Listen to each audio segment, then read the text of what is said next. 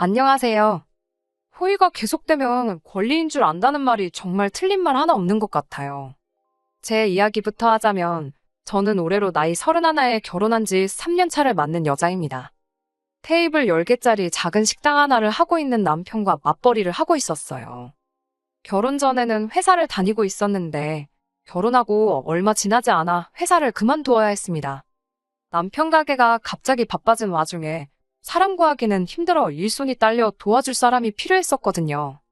사실 제가 당시 회사에서 받던 월급을 생각하면 제가 남편 가게에 나가는 게 무조건 이득이라고 볼 수는 없었어요.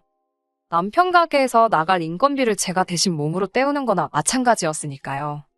제 월급이 적었던 것도 아니고 그래도 울며 겨자 먹기로 회사를 그만둘 수밖에 없었던 건 아무래도 언젠가는 육아를 이유로 제가 회사를 그만둘 때가 올 거라고 생각했고 회사야 정해진 월급이 따박따박 나오지만 가게는 그렇지 않잖아요. 가게가 바쁜 만큼 회전을 제대로 시키지 못하면 그게 바로 가게 평판과 이어질 테고 평판이 나빠져 손님이 줄어들면 그만큼 매상을 견인해오지 못할 테니까 말이에요. 그래도 다행인 건 제가 대학생 시절에 잠깐이나마 서빙 알바를 했던 적이 있기도 하고 주방에서도 일을 했던 적이 있던지라 금방 가게 일에 적응을 할 수 있었다는 거예요. 특히나 그때쯤부터 배달 주문이 폭발적으로 많아지면서 주방도 도와주고 가게 일도 봐줄 수 있는 제가 세 사람을 고용하는 것보다 비용 면에서 더 절약을 할 수 있었으니 여러모로 더 이득이었지요. 하지만 그때는 몰랐던 게 결국 제 몸 하나 갈아 넣어서 인건비를 충당하고 있었다는 사실이었지요. 체력적으로 많이 힘들었는데 그때는 남편이 많이 고생하는구나 하는 생각밖에 없어서 더 열심히 도와줬던 것 같습니다. 결과적으로는 제가 남편 가게를 도와주면서 평판도 훨씬 좋아지고 식당은 점점 더 매출이 잘 나오기 시작했어요. 하지만 장사라는 게 생각처럼 되는 게 아니더라고요. 아무래도 계속해서 새로운 식당, 특히 배달 전문으로 하는 가게들도 많아지고 손님들도 늘 새로운 걸 찾다 보니 나날이 오르던 매상은 점점 정체가 되기 시작했고 특히나 경기가 안 좋아지기 시작하면서 매출이 눈에 띄게 줄어들기 시작하는 게 보이더라고요. 그나마 배달 주문 덕에 매출이 어느 정도 나왔는데 불경기가 길어지다 보니 배달비 부담 때문인지 물가 때문에 그런 건지는 모르겠지만 배달 주문도 점점 줄어들기 시작했습니다. 엎친 데 덮친 격으로 재료비들이나 가스비 같은 게 터무니없이 많이 오르기 시작했고요. 원가는 오르지 매출은 줄어들지 점점 남편과 저 두 사람 인건비도 못 건질 때가 많아졌어요. 가게 일 도와준다고 자녀 계획도 조금 밀어놓은 상황이었는데 가게 장사가 안 되는데 두 사람이 항상 붙어 있으니까 사소한 일로 다투고 이런저런 문제가 많아지더라고요. 그냥 남편 가게가 어떻게 되던 간에 신경 쓰지 말고 내 경력이나 지킬 걸 하는 후회가 생긴 적도 있었고요. 원초적인 문제는 다른 곳에 있는데 그걸 가지고 남편을 원망하고 별것도 아닌 걸로 서로 날 세우고 그러는 게 점점 지쳐가는 와중에 이대로는 안 되겠다 생각해서 저도 큰 결심을 했습니다. 그때쯤부터는 남편도 바쁜 시간에만 직원 한 명 두고 쓰는 게 더 이득이라는 생각을 갖기 시작했던 상황이기도 했고 그래서 저도 가게를 나와 다시 일자리를 찾기 시작했어요. 그래도 거의 대학교 졸업하자마자부터 직장 생활을 했던 터라 제 경력이면 금방 관련 업종에 취직을 할 수 있을 거라 생각했는데 막상 시작해보니 그것도 여의치가 않더라고요. 아무래도 3년에 가까운 시간 동안 경력 단절이 있었기도 하고 업계가 워낙에 트렌드에 민감한 쪽이다 보니 장기간 경력 없이 업계를 떠나 있는 제가 취직하는 건 힘들어 보였습니다. 그래도 하늘이 무너져도 솟아날 구멍이 있다더니 제가 회사 다니던 당시에 아름아름 친하게 지내던 인맥들 덕분에 집에서 프리랜서 형식으로 일감을 받아와 일을 할 수 있었어요. 수입만 따지고 본다면 회사 다니며 월급 받는 것보다도 못한 수준이었지만 남편 가게에서 신경 날카롭게 곤두세우며 있는 것보다는 훨씬 좋았습니다. 새 직원을 구해 나가는 인건비보다 제가 버는 게 더 많았기도 했고요. 남편도 그동안 자기 때문에 경력도 끊고 고생한 저에게 미안했는지 제가 가게를 떠나고 새로운 경력을 시작한 것에 대해서 오히려 응원해줬어요. 결혼하기 전에 두 사람이 벌던 것과 비교해보면 조금 줄어들긴 했지만 이게 기회가 될 것이라 믿어 의심치 않았습니다. 이렇듯이 남편하고는 사이가 나쁠 일이 없었습니다. 하지만 언제나 문제는 시댁에서 시작하듯이 저 또한 다를 게 없었어요. 남편이로 2살 차이 나는 누나가 있습니다. 저에게는 시누이지요. 사실 결혼 후에는 가게 일 돕는다고 정신없이 바빴던 터라 시댁과는 거의 마주치거나 갈등이 생길 일이 없었어요. 더더군다나 식당 특성상 주일이고 주말이고 상관없이 가게 문을 열어야 했고 명절 때도 배달 주문 같은 거 생각해서 가게를 늘 오픈을 했었거든요. 그런데 제가 가게를 떠나 집에서 재택근무를 시작하면서는 이야기가 달라졌어요. 남편은 여전히 가게를 지켜야 했지만 저는 아니었으니까요. 제가 가게를 나오고 재택근무를 시작하기까지 2달 정도의 공백이 있었는데 그게 시어머니 눈에는 썩 좋게 보이지는 않았나 봅니다. 제가 회사까지 그만두고 남편 가게 일을 돕겠다 결정했을 때는 현모양처가 따로 없다 하시던 시어머니가 아들이 힘들게 가게 지키며 돈을 벌어오는데 집에서 띵가띵가 놀고만 있다는 생각을 하셨나 봐요. 실상은 그게 아니고 저도 그때 일자리 구한다고 마음고생하면서 쉴 틈 없이 회사 알아보고 이력서를 준비하고 있던 상황이었는데도 말이에요. 시어머니가 제게 눈치를 주는 상황인데 신우랑 무슨 갈등이 있냐 하실 분들이 계실 텐데 신우네도 딱히 형편이 좋은 곳은 아니에요. 신우네 또한 맞벌이 부부 생활을 하고 있었고 육아도 중요하지만 형편상 육아를 이유로 직장을 관둘 여유가 있는 집이 아니었어요. 그런데 그런 신우가 당시 출산을 앞두고 있었거든요. 제가 남편 가게 일을 돕고 있을 때는 애는 언제 가질 거냐 한 번도 물어보신 적 없는 시어머니가 제가 취직을 준비하기 시작한 때를 기점으로 저한테도 신혼애를 본받아서 얼른 아이를 가지는 게 좋지 않겠냐 하는 이야기를 해왔습니다. 자녀 계획이 없던 것도 아니고 특수한 상황 덕분에 미뤄지게 되었지만 저 또한 딩크로 살 계획은 없었거든요. 하지만 당장 유일한 밥벌이 수단인 남편의 가게가 저런 상황에 무턱대고 아이를 가지는 건 딱히 좋은 계획처럼 느껴지지 않았어요. 어차피 본의 아니게 3년 긴 시간을 미루게 된 거 더 많이는 아니더라도 앞으로 1년 정도는 상황을 지켜보고 싶었습니다. 불경기도 언젠간 지나가지 않을까 하는 생각도 들었고 어쨌든 남편 가게가 잘 되던 시기에는 2사람 인건비 이상은 벌던 곳이었으니 조금 더 상황을 지켜보고 경제적인 안정을 찾고 나서 준비해도 늦는다는 생각이 들지 않았었어요. 그런데 시어머니가 저보고 아이를 가지라고 했던 진짜 이유가 뭔지는 나중에 가서야 알게 되었습니다. 신우가 출산을 할 때쯤 저도 프리랜서로 일을 막 시작했던 차였거든요. 그때 슬그머니 진짜 이유를 저한테 툭 던지더라고요. 구구절절 설명할 필요 없이 이유는 딱 하나로 정리가 되었어요. 신우가 다시 회사에 출근을 해야 하니까 신우 아이를 제가 돌봐줬으면 했으면 싶었던 거였지요. 제가 그걸 해야만 한다는 식으로 이야기를 한다는 게 어차피 집에서 놀고 있기도 하고 너도 앞으로 애엄마가 되지 않겠냐며 미리 연습해본다 생각하고 애를 대신 키워보라 하더라고요. 시기상 시어머니가 아이를 가지라고 노래를 불렀던 걸 생각해보면 남편과 저 사이에 아이가 태어나면 제가 당연히 아이를 돌봐야 했으니 신우 아이까지 저한테 맡기려는 심보였던 것 같아요. 제가 너무 나쁘게 생각하는 걸 수도 있겠지만 아무리 생각해봐도 그것 말고는 다른 게 설명이 되지 않았으니까요. 하지만 저도 그때 막 프리랜서 일을 시작했던 차였기도 해서 그 제안에 대해서는 당연스럽게 거절을 했습니다. 저랑 남편이 결혼 전에 약속한 건 양가 부모님께 작게나마 생활비를 드리기로 한 거였는데 벌이가 어려워진 상황에서도 그 돈을 줄이거나 따로 안 드렸던 적은 없었거든요. 그런데 제가 신우 아이를 봐줘야 한다면 앞으로 생활비를 드리는 걸 장담할 수 없다고 말씀드리니 신우 애 키우라는 이야기는 쏙 들어가더라고요. 다행히 남편도 중간 역할을 잘해준 덕분에 그게 시어머니와 저 사이의 갈등으로 이어진다거나 하지는 않았습니다. 그 후로 그 이야기는 완벽히 정리가 된 거라 생각했는데 6개월쯤 지난 뒤에 신우가 저한테 기니할 이야기가 있다고 저희 집까지 찾아왔어요. 교류도 거의 없이 지내던 신우였는데 기니할 이야기가 있다고 하니 그게 좋은 이야기일 거라는 생각은 들지 않았습니다. 안 좋은 예감은 틀리는 법이 없다더니 신우가 꺼낸 이야기는 결국 시어머니가 저에게 부탁했던 것과 같은 이야기였어요. 그나마 6개월간은 출산휴가를 내서 신우가 직접 아이를 돌보고 있었다고 합니다. 그런데 그 이상은 힘들었나 봐요. 회사에서도 눈치를 주고 신우 책상을 뺀다니 어쩐다니 하는 이야기가 나오기도 하고 그랬다고 하더라고요. 그렇다고 아예 회사를 그만두기에는 심해부 외벌이로는 육아까지 턱도 없다고 자기가 꼭 출근을 해야만 하는 상황이라고 하더라고요. 신우가 하도 간곡하게 부탁했기도 하고 저 또한 다른 이유지만 경력이 단절된 아픔을 누구보다 잘 이해할 수 있는 상황이기도 해서 다시 생각을 해보기로 했어요. 어차피 저는 재택근무로 집에서 일을 할 수 있기도 했고 더군다나 남편 가게 매출이 당장 회복이 될 기미가 보이지 않는 와중이었는데 저 역시 일감이 썩 많이 들어오던 편은 아니었거든요. 좋은 게 좋은 거라는 말도 있잖아요. 저는 저대로 신우 아이 돌봐주면서 조금이나마 경제적인 여유를 찾고, 신우는 신우대로 아이 걱정은 내려놓고 경력을 유지할 수 있을 테니까 말이에요. 그야말로 일석이조 윈윈이라고 생각을 했었나 봐요.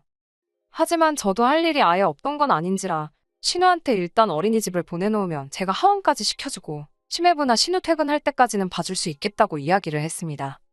신우도 제가 아이를 케어해준다는 말에 얼굴이 화색이 돌더라고요. 남편은 저도 일을 하는데 애까지 돌보려면 힘들지 않겠나 걱정을 해주긴 했지만 아무래도 상황이다 보니 조금이나마 더 벌어오려는 저를 두고 하지 말라는 말은 못하더라고요. 이래저래 알아본 결과 어린이집에 일단 등원시키면 4시에 끝나 하원을 시킬 수 있고 신우나 심해부 둘 중에 한 명이 퇴근을 하게 된다면 아무리 늦어도 오후 7시 전후였어요. 대략 3시간 정도만 봐주면 되는 거니 하루에 3만 원만 받기로 했습니다. 최저임금 정도밖에 되지 않는 돈이었고 저도 제가 하는 일 외로 조금 더 여유자금을 만들기 위해 하겠다 했지만 더 달라고 하기도 뭐해서 그렇게 하기로 했어요. 신우집이나 시댁이나 거리가 그렇게 먼 편은 아니었던지라 그렇게 힘들지는 않았어요. 그런데 그렇게 딱 일주일이 지나니 신우가 처음에 말한 것과는 다른 부탁을 해왔습니다. 아무래도 출산휴가로 자리를 비운 동안 회사에 미운털이 박힌 것 같으니 남들보다 훨씬 일찍 출근을 해야겠다며 혹시 저한테 아이 등원까지 시켜줄 수 있느냐 부탁을 해왔어요. 저도 집에서 하는 일이긴 하지만 이러나 저러나 일을 하고 있는 거라 그건 좀 힘들겠다 했더니 어차피 재택근무인데 어디서 하는 게 뭐가 문제겠냐며 출근하는 셈 치고 조금 일찍 와서 아이 등원시켜주고 자기 집에서 일을 하면 안 되는 거냐고 계속 부탁을 해왔습니다. 노트북 하나만 가져가면 사실 웬만한 업무는 다 볼 수 있던 상황이기도 해서 그렇게 해주기로 했어요. 점심 식사가 걱정이긴 했는데 신우가 그래도 신경 써준다고 냉장고에 시어머니가 해다 주신 반찬도 꽉꽉 채워두고 그랬거든요. 그런데 그것 또한 처음 몇 주만이 전부였어요. 제가 반찬 투정을 하거나 그런 게 아니었고 점점 황당한 상황이 이어지기 시작했거든요. 처음에는 그냥 신우가 많이 피곤한가 보다 싶었어요. 아이 등원시켜주고 일하다가 점심때가 돼서 부엌에 가보니까 전날 신우네가 먹은 설거지거리가 그대로 남아있었거든요. 그릇 몇 개뿐이지 뭐가 엄청 많았던 건 아니라서 제가 먹은 거 치우는 김에 같이 해줬어요. 그런데 그 다음날에도 똑같이 설거지거리가 싱크대에 그대로 담겨 있었습니다. 그래서 두 번째에는 그냥 제가 먹은 것만 치우고 말았지요. 그리고 또 그 다음날에 갔는데 전날 낮에 봤던 설거지거리는 그대로 있고 오히려 전날 저녁 식사 설거지거리가 추가가 돼서 쌓여있더라고요. 그래서 일부러 그날은 식사를 나가서 했어요. 그리고 그 다음날 역시나 전날 저녁 식사 설거지거리가 추가돼서 3일치가 쌓여있는 거예요. 회사 일이 암만 힘들다고 해도 그때쯤부터는 조금 의도적인 게 아닌가 싶은 생각까지 들었습니다. 남편한테 이 이야기를 했더니 남편도 설마 누나가 힘들어서 그랬겠지. 저를 시켜먹으려 그런 건 아닐 거라 하더라고요. 그러면서도 살짝 미심쩍은 부분이 있었는지 앞으로는 자기가 가게에서 다음날 먹을 도시락을 만들어서 올 테니 괜히 밥 얻어먹었다는 생각에 설거지 같은 거 해주지 말아라 하더라고요. 엄연히 애 돌보는 거 해주기로 간 거지 집안일 해주러 가는 게 아니지 않냐 하면서요. 서로 불편한 일 만들 필요 없겠다 싶어서 저도 그렇게 하는 편이 낫겠다 생각했어요. 설거지거리가 며칠 동안 계속 쌓여 있었는데 냄새 때문에 그런 건지 아니면 더 이상 쌓아놓으면 자기들 밥 먹을 그릇이 없을까봐 그랬는지 그 다음날에는 설거지가 싹 되어 있었습니다. 하지만 제가 도시락을 싸가지고 다니는 와중에도 여전히 설거지거리가 며칠 내내 쌓여있다가 한 번에 치워지고 그러기를 반복했어요. 그런 걸 몇 번 보니까 그냥 신우가 살림하는 스타일이 저렇구나 하고 말았지요. 결과적으로 보면 그건 신우가 저보고 하라고 쌓아놓았던 게 맞기는 했네요. 하루는 이런 일도 있었습니다. 항상 7시 전으로 둘 중에 한 명이 퇴근하던 두 사람이었는데 그날은 8시가 다 돼가는데도 두 사람 다 퇴근을 안 하더라고요. 그날은 금요일 저녁이라 저도 많이 피곤하기도 했고 언제쯤 들어오냐 전화를 했는데 신우도 심해부도 전부 전화를 받지 않았어요. 애를 혼자 두고 저 혼자 집에 가버릴 수도 없어서 마냥 기다려야만 했습니다. 그런데 9시가 되고 10시가 돼도 두 사람 다 연락이 통되질 않는 거예요. 그쯤 되니까 두 사람이 연락도 없이 늦어서 화가 나는 게 아니고 무슨 일이 생긴 건 아닌지 걱정이 되더라고요. 시어머니한테 전화를 해봤는데 회사 일 해본 사람이 그 정도도 이해를 못 해주냐며 회사 일이 바쁜가 보다 하고 기다리라는 말만 하더라고요.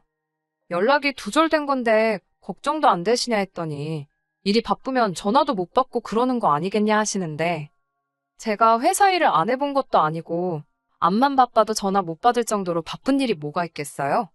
설령 회사 일이 그렇게 바쁘더라 하더라도 다른 사람도 아니고 자기 자식을 맡겨놨는데 제가 설마 애를 두고 집에 돌아가지는 않았을지 걱정이 돼서라도 전화를 하는 게 당연한 거 아니지 않나요?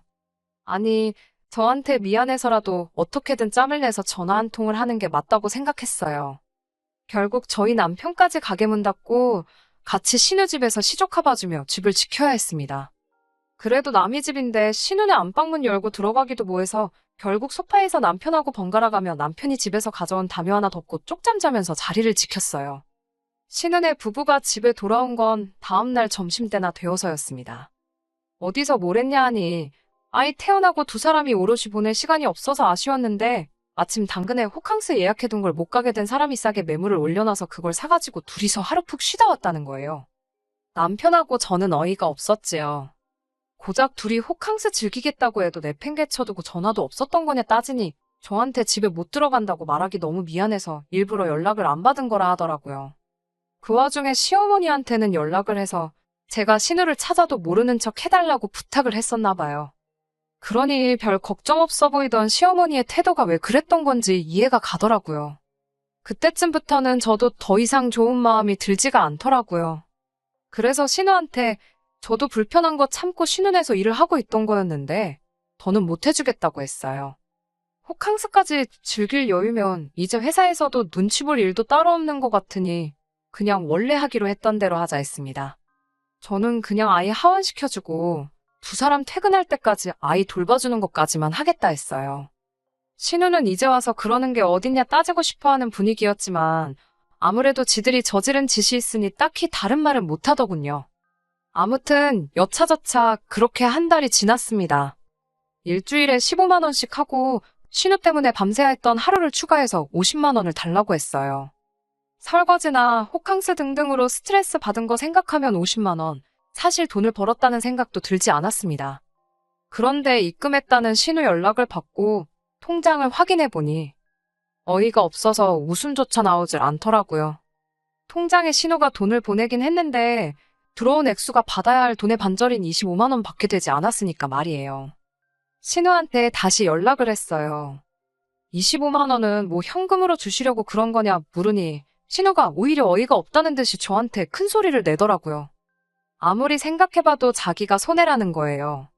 하루 꼴랑 3시간 봐주고 그 큰 돈을 받아가냐고 성질을 부리면서 자기들도 저 때문에 추가적으로 나가는 비용이 더 많다고 오히려 큰 소리를 내며 따지고 들더라고요.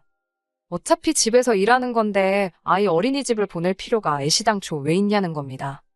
말인즉슨 어린이집은 순전히 저 때문에 보내는 거고 어린이집 비용으로 한 달에 100만 원이 넘는 돈이 나가는 건 알고나 있냐고 따져묻더군요.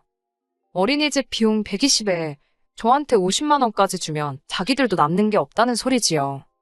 신우한테 억지 부리지 말라고 어린이집 안 보내고 저한테 시간당 10,000원씩 준다 치고 계산해보라고 했어요. 하루 10시간이면 10만 원이고 주당으로 따지면 50씩이다. 한 달이면 최소 200만 원씩 나가는 걸 모르겠느냐 따졌지요.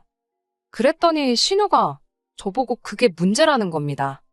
애초에 가족 좋은 게 뭐냐고 서로 돕자고 있는 게 가족인데 저한테는 가족이 돈벌이 수단으로밖에 보이지 않느냐면서 따지고 드는 겁니다. 어차피 집에만 있는데 애 좀 그냥 봐줄 수 있는 거 아니냐고 하면서 제가 그렇게 먼저 돈을 밝히고 드니 자기도 똑같이 나온 거라나요.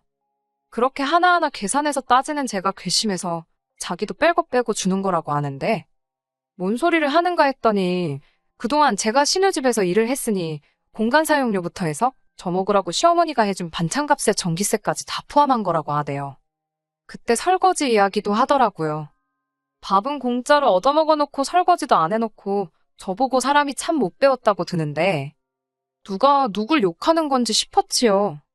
애 키우는 거 연습시켜주는 셈이나 마찬가지니 오히려 자기들이 저한테 돈을 받아도 모자라다는 소리를 하는데 조목조목 따지고 들자면 신우가 찍소리도 못하게 만들어줄 수 있었지만 그렇게 하진 않았어요. 하지만 뭐 저도 제 시간 투자해서 애 봐주는 거나 마찬가지인데 이런 소리까지 들어야 할 이유가 있나 싶기도 하고 신우 계산대로라면 한 달에 꼴랑 20만 원 더 벌자고 이러고 있을 이유도 없겠더라고요. 차라리 인형 누나를 붙여도 이것보단 더 벌겠다 싶어서 그냥 신우한테 애 봐주는 건 오늘로 끝이다 선언하고 신우집 나와버렸네요. 가만히라도 있었으면 중간이라도 갔을 신혼에는 결국 난리가 났어요. 어린이집이야 계속 보낸다고 쳐도 4시에는 하원을 시켜줘야 하니 중간에 신우가 일찍 퇴근할 수도 없는 상황이었으니까요. 결국 신우는 시어머니에게 도움을 요청했다고 합니다.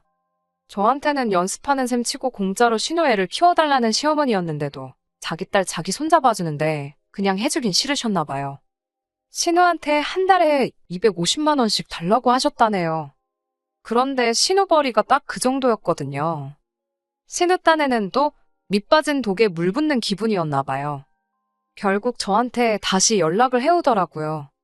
변명이랍시고 한다는 게 그게 다 시어머니 생각에서 나온 거였다며 시어머니와 저를 이간질까지 하려 들대요.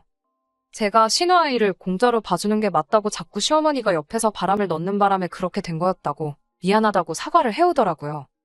돈 줄 거면 집안일이라도 시키라던 시어머니 말 때문에 설거지도 저한테 떠넘기려고 했던 거라고. 연신 미안하다고 사과를 하면서 이게 다 시어머니 탓이라고 원래 하던 대로 하자면서 저를 설득하려 들길래 신우한테 좋은 생각이 있다고 말하고 제 생각을 말해줬네요. 시어머니한테 250씩 드리고 식사 준비며 설거지에 청소까지 다 시키시라. 그리고 공간 사용료를 시어머니한테 청구를 해서 한 달에 100만 원씩 돌려받으시라고요. 저한테 했던 거랑 똑같이 말이죠. 그러면 신우도 그렇게 손해보는 게 아닌 거 아니냐고 말했더니 신우가 꿀먹은 벙어리가 돼서 아무 말도 잊지 못하다가 전화를 끊어버리더라고요. 결국 신우는 직장을 그만두고 자기가 직접 아이를 키우기로 결정했다고 합니다. 경력이 끊긴 아픔을 누구보다 잘 이해할 수 있는 저였지만 신우가 그렇게 된 건 자업자득이라고 생각해요. 이번 사건으로 인해서 저는 시어머니와 사이가 많이 나빠졌고 신우랑은 거의 연을 끊은 거나 마찬가지처럼 지내고 있어요. 솔직히 연을 끊는 게 두렵다거나 무섭다거나 하지는 않아요. 오히려 연 끊고 지내면 저한테는 더 이득이지 않나 싶어요.